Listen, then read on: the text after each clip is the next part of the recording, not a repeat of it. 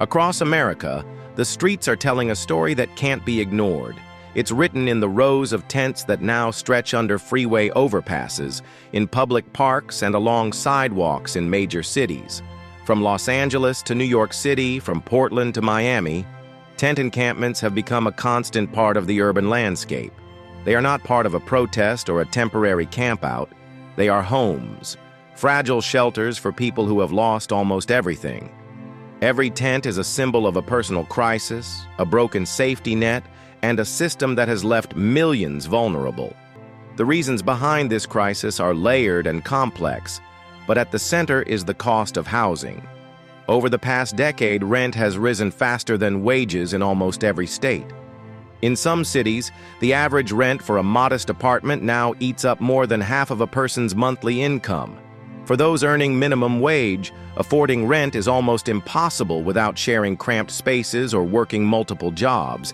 Add in the rising cost of food, transportation, and healthcare, and many people are living one paycheck away from homelessness.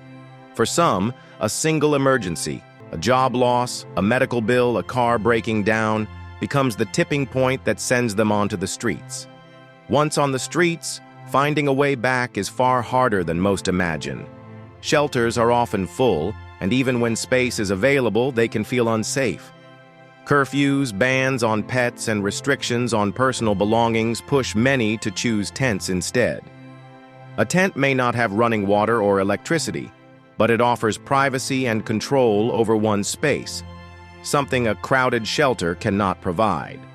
Yet living in a tent comes with its own set of challenges. In a tent city, life is dictated by the weather, safety concerns, and the constant need to protect belongings. In summer, the heat can be unbearable, turning the tent into an oven. In winter, the cold cuts through thin walls, and frost collects on sleeping bags. Rain can flood the ground, soak clothing, and destroy bedding in minutes. There's no lock on the door, because there is no door. So every trip away from the tent risks losing everything. In some encampments, residents take turns staying awake at night to watch over their neighbors. Sanitation is a constant struggle. Most tent communities do not have bathrooms, clean water, or trash collection. Some people walk miles to find a public restroom or fill bottles at a park fountain. Garbage can pile up quickly, attracting pests and creating unhealthy conditions. For many residents, these problems are not a matter of neglect. They are simply the result of having no facilities to use. Health problems, both physical and mental, often go untreated. Without a permanent address, applying for jobs, getting medical appointments, or even receiving mail becomes a challenge. The people living in these tents are not a single type. They include veterans who served their country, working adults with part-time jobs, parents with children, seniors on fixed incomes, and young people who aged out of foster care. Some have struggled with addiction or mental illness, but many have simply been priced out of housing in their city. Their stories vary, but the thread connecting them is the same. There was nowhere else to go. City responses vary from compassion to crackdowns. Some cities have created sanctioned encampments, where tents are allowed in designated areas with basic services like toilets and showers. Others have tried Housing First programs, which provide permanent housing without requiring sobriety or employment first. These approaches have helped some people get off the streets, but in many places, the main strategy is to clear the encampments, known as sweeps, by sending in police and sanitation crews. Tents are torn down, belongings thrown away, and residents told to move along. Often, they simply relocate to another part of the city. Without a real place to go, the problem is only shifted, not solved. In Los Angeles, the number of people living in tents has grown steadily despite billions spent on homelessness programs.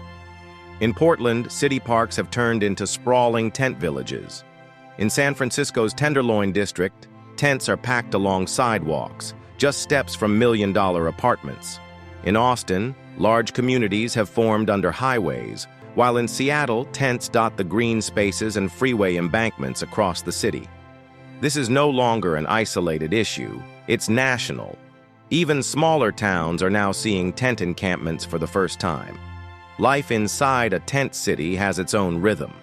People wake early to avoid police patrols or to get to day labor jobs. They cook on small propane stoves, share food with neighbors, and help watch over each other's spaces. Children, in some cases, are dressed and sent to school from the camp, trying to blend in with classmates despite having no stable home.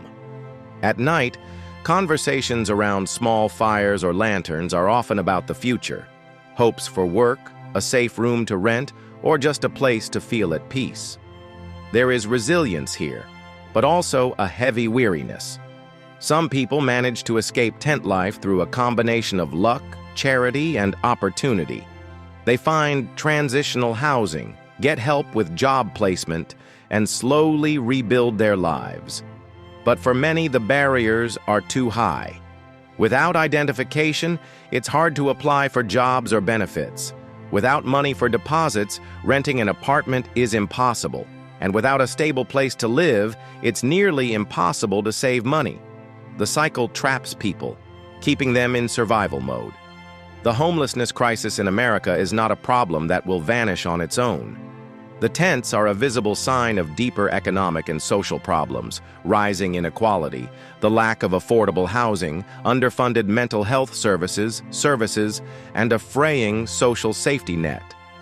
Solving it will require more than temporary shelter beds.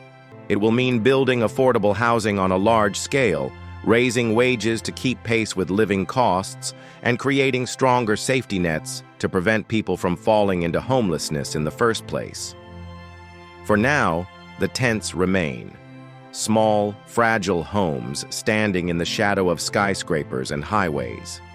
They are reminders that in one of the richest countries in the world, thousands sleep outside each night without a safe, permanent place to call home. Behind each tent is a person with a history, a family, and a dream. Whether America chooses to address this crisis with compassion and urgency will determine if those dreams can be rebuilt, or if the tents will become a permanent part of the nation's streetscape.